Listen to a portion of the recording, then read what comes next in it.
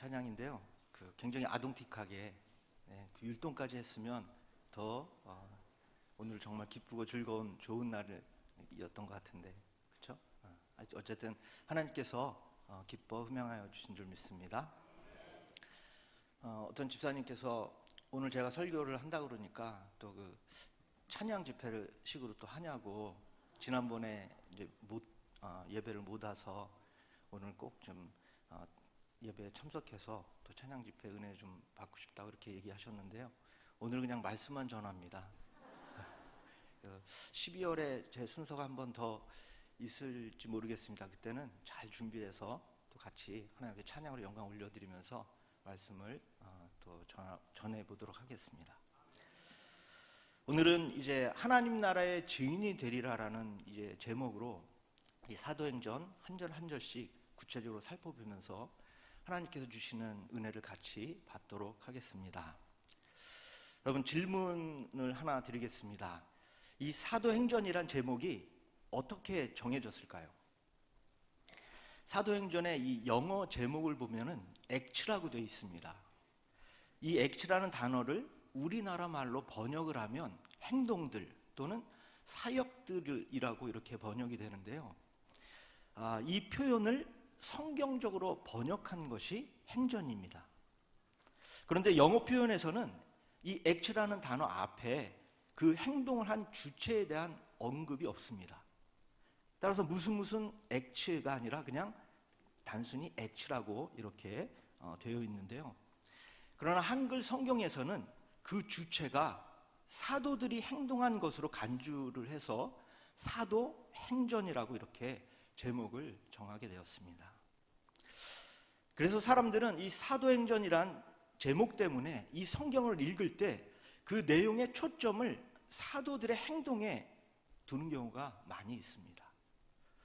그러나 사도행전을 읽으실 때 이런 초점보다는 다른 관점으로 읽어야 합니다. 즉, 사도들의 행동에 초점을 맞추는 것이 아니라 하나님께서 사도들을 통해 일하신다는 데 그 초점을 맞춰야 합니다.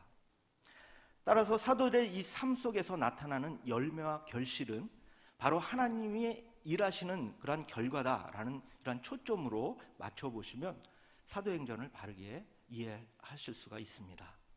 좀 더 구체적으로 말하면 사도들의 이 어떤 특정한 행동이나 사역에 의미를 두는 것이 아니라 하나님께서 이들의 삶에 어떻게 역사하시는지, 그리고 그들의 삶이 의미하는 것이 무엇인지에 관심을 두라는 것입니다.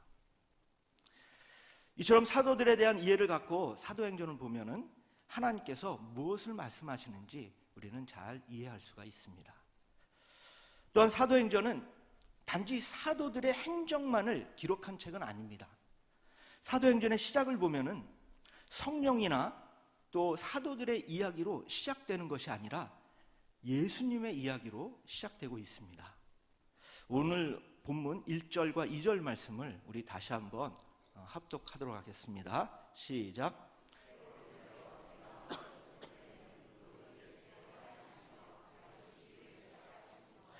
그가 택하신 사도들에게 성령으로 명하시고 승천하신 날까지의 일을 기록하였노라. 아멘. 여기서 먼저 쓴 글이란 사도행전 앞에 있는 복음서인 그 누가복음을 얘기합니다. 사도행전을 기록하면서 이 복음서에 예수님의 이야기로 시작하는 것은 아주 매우 깊은 의미가 있습니다. 예수님의 이야기가 전제되어야 사도행전이 시작될 수 있다는 것입니다. 이 먼저 쓴 글, 이 누가복음은 24장으로 되어 있습니다. 그런데 이 24장이나 된 긴 이야기를 오늘 사도행전에서는 달랑 2절로 이렇게 요약을 하고 있습니다. 간단히 말하면 바로 예수님의 이야기를 기록했다는 것입니다. 이처럼 사도행전은 복음서를 기반을 하고 있고 복음서의 핵심은 예수 그리스도의 사역입니다.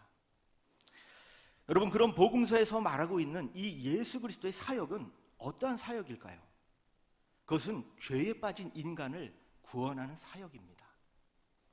예수님은 죄를 지어서 하나님과 멀어진 인간을 구원하시기 위해서 사역을 시작하셨고 또 사역을 진행하셨고 그리고 마지막으로 사역을 완성하셨습니다.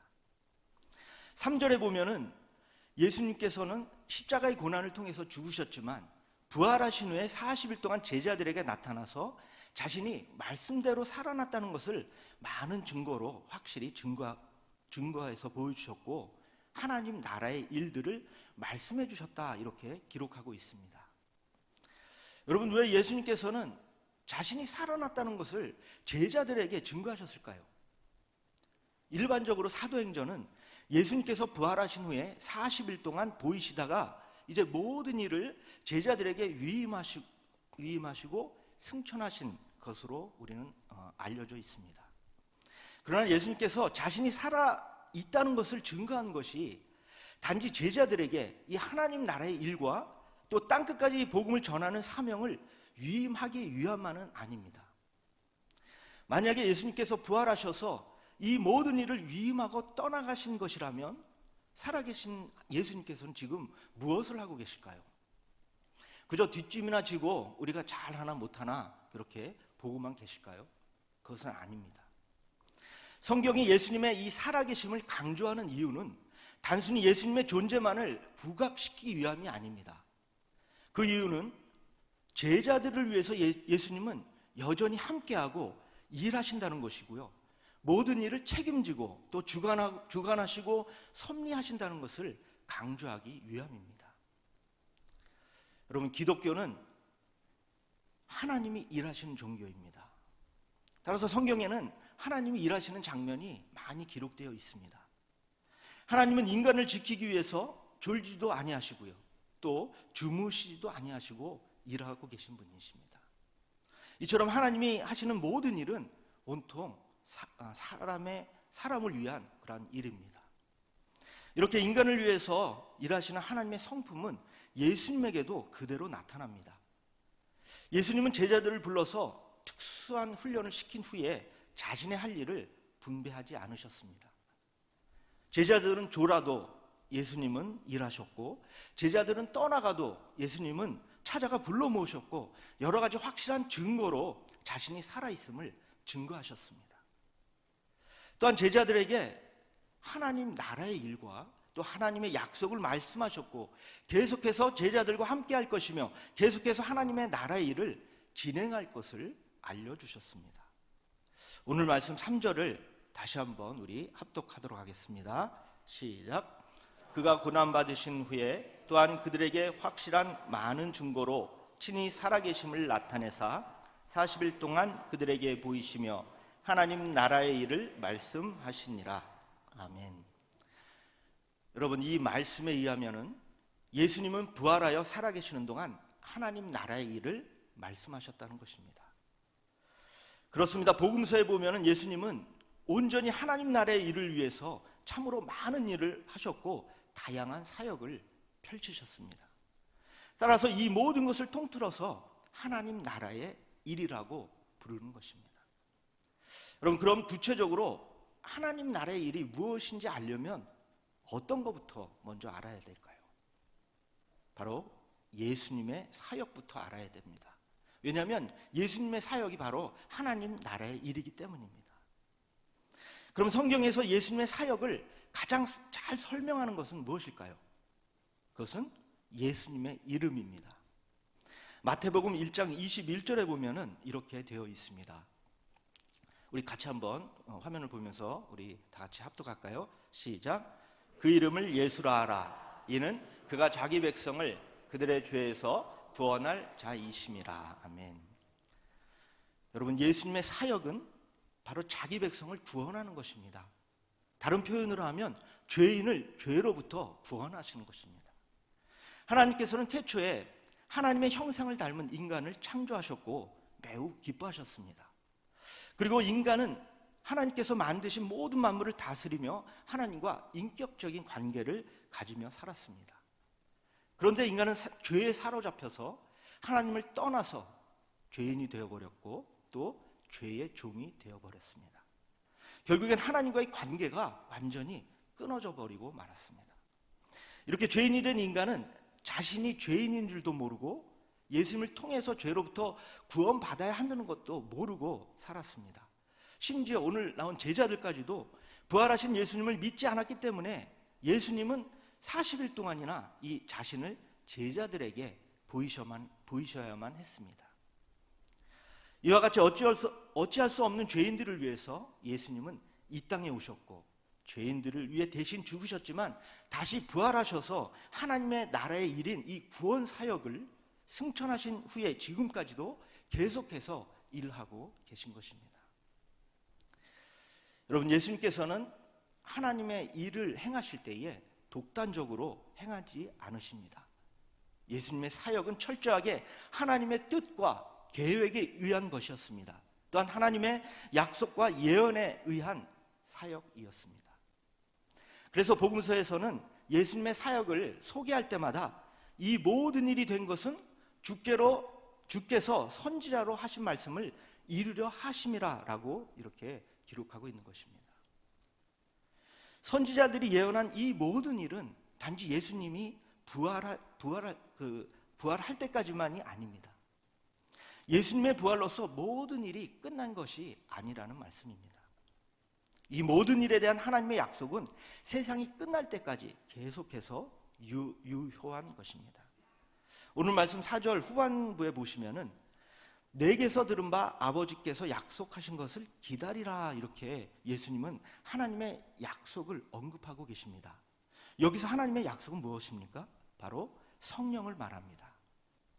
하나님이 약속하신 것은 단지 예수님이 이 땅에 오시는 것만이 아니라 이 약속은 예수님이 오시는 것, 그리고 십자가를 지는 것, 그리고 부활하는 것과 성령이 오는 것까지 다 구성이 되어 있는 그러한 약속입니다. 따라서 하나님의 약속대로 예수님께서는 이 땅에 오셔서 십자가를 지시고 죽으셨지만 다시 부활하셔서 예수님 자신의 사역을 완성하셨습니다. 따라서 이제는 성령께서 오실 차례입니다.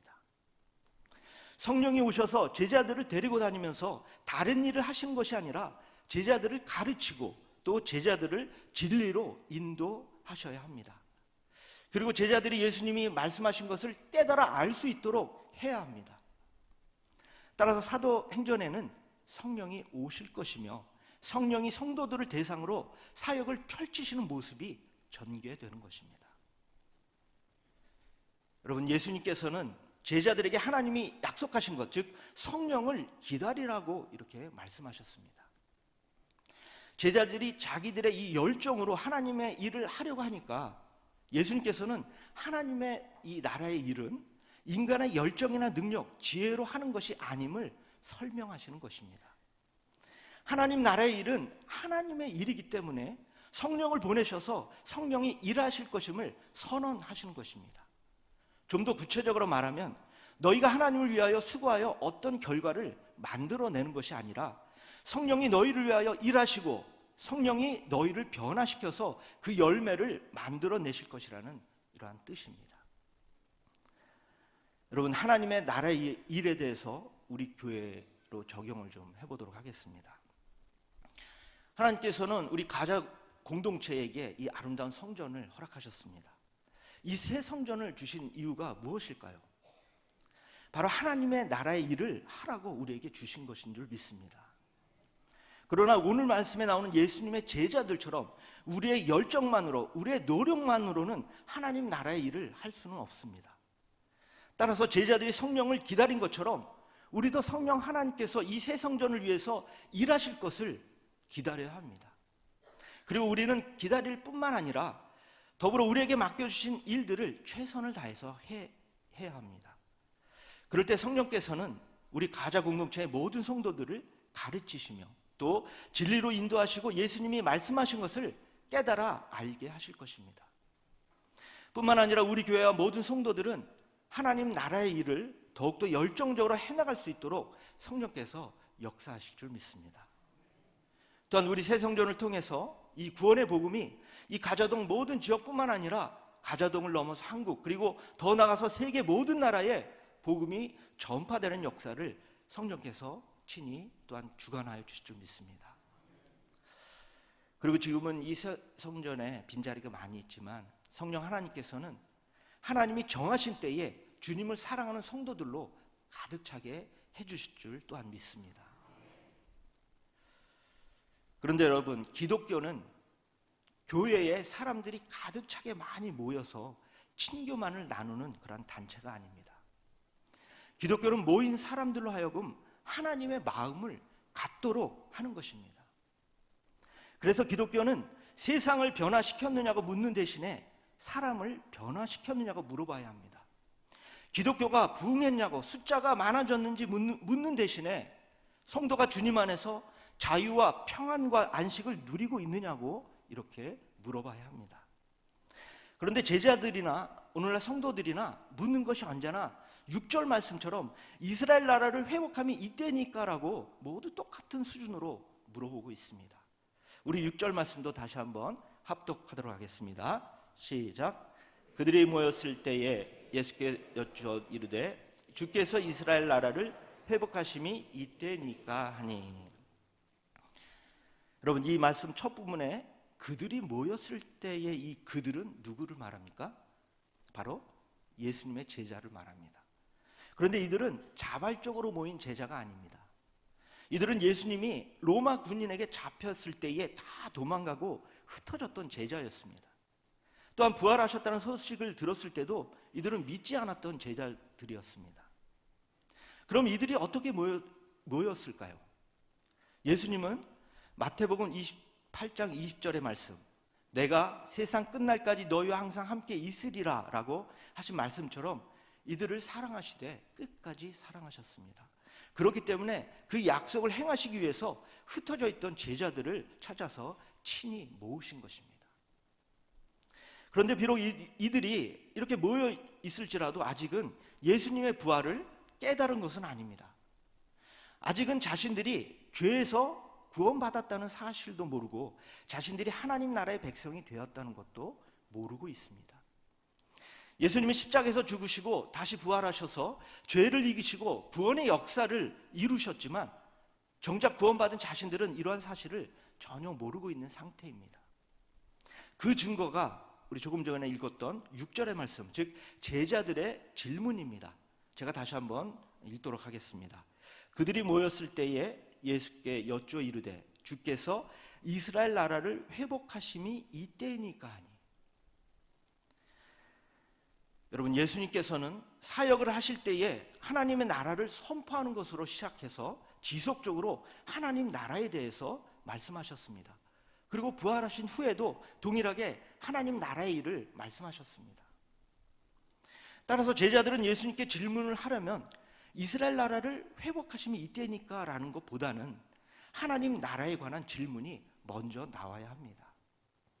제자들은 처음에는 몰랐어도 이 십자가 사건 이후에 예수님께서 부활하셔서 40일 동안이나 하나님 나라의 일을 말씀하셨기 때문에 그 후에는 하나님 나라에 대해서 묻거나 말을 했어야 했습니다. 그런데 단 한 번도 하나님 나라에 대해서 언급하지 않았습니다. 따라서 6절에 나온 이 제자들의 질문은 이들의 상태, 즉 제자들의 생각과 의도를 파악할 수 있는 이러한 근거의 말씀입니다. 예수님은 제자들에게 하나님 나라에 대해서 가르치셨지만 제자들은 알지 못한 것입니다. 제자들의 머릿속엔 하나님 나라 대신에 온통 이스라엘 나라만 가득 차 있는 것입니다. 따라서 제자들의 질문을 보면 성령이 와야 하는 이유가 분명해지면 알 수 있고요. 또 성령이 와서 행하셔야 할 사역도 분명해지는 것입니다. 성령이 오셔서 해야 할 일은 요한복음 14장 26절에 잘 나와 있습니다. 우리 화면을 보면서 다 같이 한번 읽도록 하겠습니다. 시작. 보혜사 곧 아버지께서 내 이름으로 보내실 성령, 그가 너희에게 모든 것을 가르치고 내가 너희에게 말한 모든 것을 생각나게 하리라. 아멘. 그렇습니다. 제자들은 예수님께서 하나님 나라의 일을 말씀하셨어도 알아듣지 못했으니 성령이 오셔서 생각나게 하고 또 가르쳐 주어야 합니다.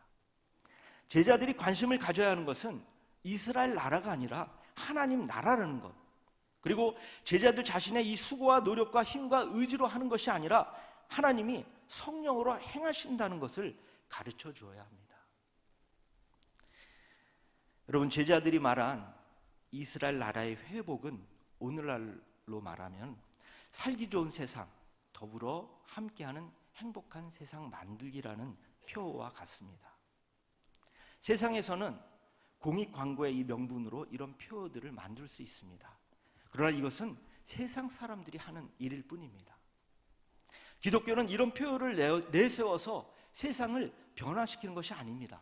왜냐하면 기독교는 이 세상의 문제에 대한 진단이 다르고요, 또 해결을 위한 해법이 다르기 때문입니다.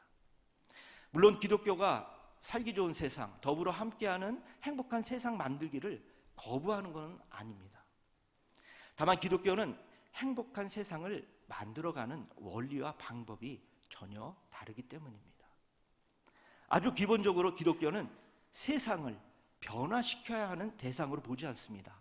왜냐하면 태초에 하나님께서 창조하신 이 세상은 사람들이 말하는 살기 좋은 세상, 더불어 함께하는 행복한 세상이었기 때문입니다. 그런데 인간이 죄를 범해서 타락했기 때문에 하나님께서 창조하신 이 살기 좋은 세상, 더불어 함께하는 행복한 세상에서 행복을 누리지 못했을 뿐입니다. 문제는 이 세상이 아니라 인간과 죄가 문제였던 것입니다. 성경에서 살기 좋은 새 세상을 언급할 때는 세상을 바꾸는 것이 아니라 인간에게 새 마음과 새 영, 새 언약을 주시겠다고 이렇게 표현을 하고 있습니다. 대표적인 것이 에스겔 11장 19절 말씀입니다. 우리 화면을 보면서 또 다 함께 합독하도록 하겠습니다. 시작. 내가 그들에게 한 마음을 주고 그 속에 내 영을 주며 그 몸에서 돌 같은 마음을 제거하고 살처럼 부드러운 마음을 주며. 아멘. 또 있습니다. 에스겔 36장 26절입니다. 이것도 다시 합독하도록 하겠습니다. 또 새 영을 너희 속에 두고 새 마음을 너희에게 주되 너희 육신에서 굳은 마음을 제거하고 부드러운 마음을 줄 것이며. 아멘. 여러분, 이 말씀처럼 기독교는 세상을 바꾸는 것이 아니라 인간의 마음을 바꾸는 것입니다. 기독교는 살기 좋은 세상을 만드는 것이 아니라 인간의 마음을 부드러운 마음으로 만드는 것입니다.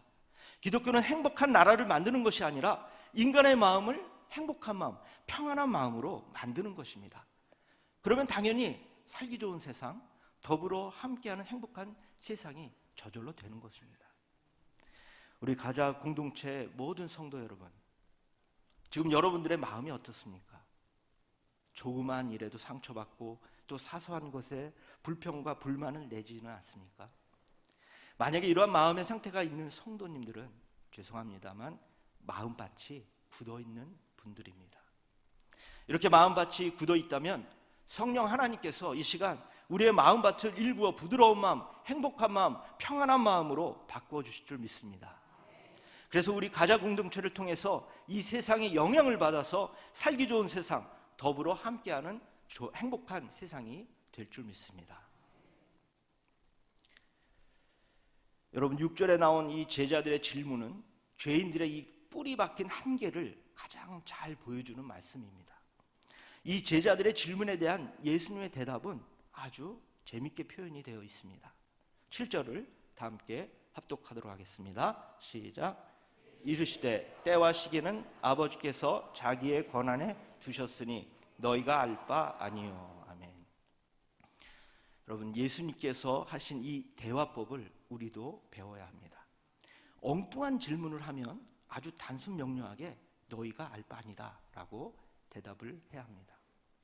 왜냐하면 억지로 답을 주기 위해서 이런저런 답을 하게 되면 엉뚱한 답을 해버리는 경우가 많기 때문입니다. 그런데 예수님께서 하신 이 7절의 말씀은 상대방을 무시하거나 또 수준 낮은 질문이라고 이렇게 윽박 지르는 것이 아닙니다. 오히려 아주 멋있고 명쾌한 내용입니다. 때와 시기는 아버지께서 자기의 권한에 두셨으니라는 말은 하나님께서 독단이나 독재를 하신다는 말이 아닙니다. 이 말의 의미는 때와 시기는 하나님의 역할, 하나님의 책임이라는 것입니다. 세상에서 독재가 비난받는 이유는 다른 사람도 할 수 있는데 하지 못하게 제한하고 또 자기만 할 수 있다고 주장하기 때문입니다. 그러나 하나님의 주권은 하나님이 독재를 하는 것이 아니라 책임을 강조하는 표현입니다. 사람이 할 수 있는데 못하게 하는 것이 아니라 사람이 할 수 없기 때문에 하나님이 해주시겠다는 그러한 의미입니다. 이러한 내용을 7절 말씀의 표현대로 너희가 알 바 아니요 이렇게 하시는 것입니다. 여러분, 이 표현의 의미를 다시 한번 잘 깨닫기 바랍니다. 너희가 알 수 있는데 알려주지 않겠다는 의미가 아니고요, 때와 시기는 너희의 일이 아니라 하나님이 하실 일이기 때문에 하나님께서 하신다고 강조하는 표현입니다. 따라서 너희가 나설 일이 아니라고 이렇게 설명하시는 것입니다. 그렇습니다. 예수님께서 하시는 사역은 모두 하나님께서 책임지십니다. 또 하나님이 해야 될 일이십니다. 이러한 사실을 선언하는 말씀이 바로 그 뒤에 나오는 8절 말씀입니다. 이 8절 말씀이 오늘 설교의 핵심 구절인데요, 우리 8절 말씀도 다시 한번 합독하도록 하겠습니다. 시작. 오직 성령이 너희에게 임하시면 너희가 권능을 받고 예루살렘과 온 유대와 사마리아와 땅 끝까지 이르러 내 증인이 되리라 하시니라. 아멘. 여러분, 사도행전 1장 1절에서 7절까지의 이 내용은 제자들이 하나님의 말씀을 전혀 깨닫지 못하고 있었고, 또 예수님의 사역을 이어받을 준비도 전혀 되어 있지 않은 상황이었기 때문에 대신 예수님이 살아 역사하실 것이고 모든 것이 하나님이 책임지시고 일하실 것이라고 강조하는 내용이었습니다.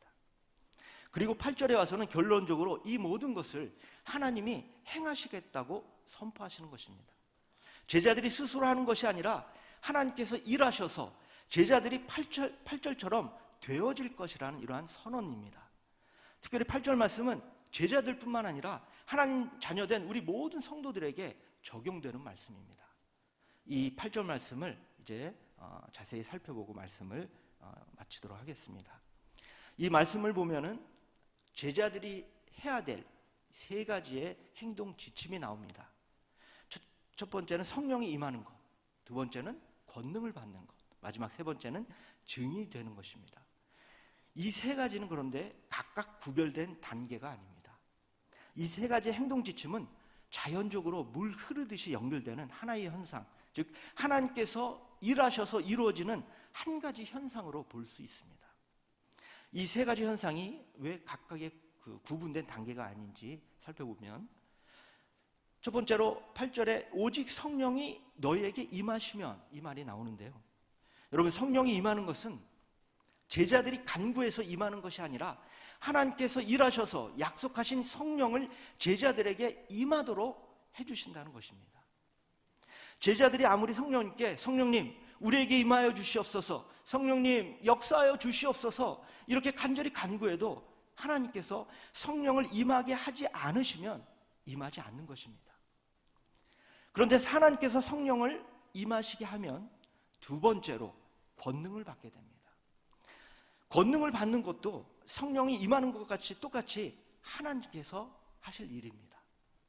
제자들이 하나님께 권능을 받아내야 한다는 것이 아니라 하나님이 권능을 주시면 제자들은 권능을 받게 되는 것입니다. 성령이 임했는데 권능을 못 받는 것은 없습니다. 만약 그런 사태가 발생한다면 모든 책임은 하나님이 지셔야 합니다. 왜냐하면 성령이 임하는 것과 권능을 받는 것은 별개의 사건이 아니고 하나님께서 일하시는 연결된 하나의 사건이기 때문입니다. 그런데 여기서 유의해야 할 점이 있습니다. 성령이 임한다고 할 때 성령은 어떤 일을 하시는지, 그리고 권능을 받는다고 할 때 이 권능은 어떤 권능인지, 또 그 권능을 사용하는 대상은 누구인지를 우리는 분별해야 합니다. 여러분, 성령이 임하셔서 하는 일에 대해서는 우리 조금 전에 말씀드린 요한복음 14장 26절에 잘 나타나 있습니다. 제가 한번 다시 봉독합니다. 보혜사 곧 아버지께서 내 이름으로 보내실 성령, 그가 너희에게 모든 것을 가르치고 내가 너희에게 말한 모든 것을 생각나게 하리라. 여기서 모든 것이란, 다시 한번 말씀드리면, 인간의 모든 문제는 죄 때문에 발생했다는 것, 그리고 그것을 성령께서 가르친다는 것, 그리고 예수님께서 말씀하신 것이 이스라엘 나라의 이 회복이 아니라 하나님 나라의 일이라는 것을 생각나게 하신다는 것입니다. 또한 예수님이 십자가를 지신 것이 인간의 죄 문제를 해결하기 위한 것임을 깨닫게 하고, 또 예수님이 부활하신 것이 사망 권세를 무너뜨린 것임을 알게 하신다는 것입니다. 요한복음 16장 21절에도 보면은 진리의 성령이 오시면 그가 너희를 모든 진리 가운데로 인도하시리니라고 말씀합니다. 여기서 그럼 진리란 또 어떤 것입니까? 진리란 죄를 떠나는 것입니다. 또 죄를 버리는 것이요 죄를 이기는 것입니다. 그동안은 죄만 알았는데 이제는 진리를 알게 돼서 죄가 얼마나 미련하고 불의한 것인지, 또 죄가 얼마나 인간을 힘들게 하는지 알게 되는 것입니다. 여러분, 진리를 알게 되면 죄를 떠나게 되고 하나님의 마음과 원리로 살게 됩니다. 이렇게 진리를 알아서 죄를 알고 또 죄를 이기는 것을 권능을 받고라고 이렇게 표현을 한 것입니다. 그렇습니다. 권능을 받는 것은 진리를 아는 것입니다. 권능의 결과는 죄를 이기고 하나님의 마음으로, 하나님의 원리와 기준으로, 방법으로 사는 것입니다. 우리 가정일교 모든 성도님들은 성령께서 주시는 이 권능으로 모든 죄를 이기며 살아가시기를 주님의 이름으로 축원드립니다. 이제 마지막 세 번째, 앞에 두 가지, 즉 성령이 임하면 권능을 받고 또 권능을 받게 되면 최종적으로 증인이 됩니다. 여러분, 이 세 가지 행동 지침에 대한 내용적 연결을 좀 이해하기 쉽게 예를 들어서 설명을 좀 해보도록 하겠습니다. 어떤 사람이 게시판에 헬스클럽에 등록을 하시면 근육남이 됩니다라는 이런 광고를 보고 등록을 했습니다. 그런데 등록하자마자 그 다음날 멋진 근육이 탄생하는 그런 근육남이 될까요? 그렇지 않습니다. 헬스클럽에 등록을 하니까 그날부터 이제 운동을 하게 되고요. 운동을 하게 되면 저절로 근육이 생겨서 그 마침내 근육남이 되는 것입니다. 마찬가지입니다. 하나님께서 약속하신 것을 우리에게 보내주시면 성령이 임하게 됩니다. 성령이 임하게 되면 진리를 알게 돼서 죄를 이기는 권능이 우리에게 생깁니다. 그러면 당연히 죄를 이기게 됩니다. 이렇게 죄를 이기는 것이 진리를 체험하는 것이요, 자유와 평화와 안식을 누리는 것입니다. 우리의 삶에서 이러한 결과를 누리게 되면 당연히 좋고 즐겁고 기뻐하면서 살 수 있게 됩니다. 이렇게 좋은 것을 맛보고 좋은 것을 경험하고 좋은 것을 즐기고 누리게 되면 당연히 이런 말을 하게 됩니다. 야, 이거 좋다, 이거 대박이다, 이거 짱이다. 이런 말을 하는 것을 오늘 말씀에서는 증인이 되었다라고 표현하는 것입니다. 이제 말씀을 맺겠습니다. 여러분, 증인이 된다는 것은 하나님께서 내가 죄를 이겨서 주님 안에서 자유를 누리고 주님 안에서 평안을 누리고 주님 안에서 행복을 누리며 사는 사람이 되도록 해주시겠다는 것입니다. 이렇게 누리며 사는 사람이 되면 저절로 내가 경험한 하나님을 말하게 되어 있습니다. 그러면 저절로 하나님 나라의 증인이 되는 것입니다. 여러분, 증인이 되어서 증언을 하는 것은 어려운 것이 아닙니다. 그냥 자기가 사는 삶을 신나게 다른 사람에게 얘기하면 됩니다. 그러면 그것이 증인된 삶을 사는 것인 줄 믿습니다. 이러한 하나님의 나라의 증인된 삶을 사셔서 많은 사람들에게 여러분들의 삶을 통해서 하나님의 복음을 접하여 구원받는 역사가 크게 일어나서 이 새성전이 구원받는 성도로 가득 차게 될 줄 믿습니다. 기도하겠습니다. 전능하신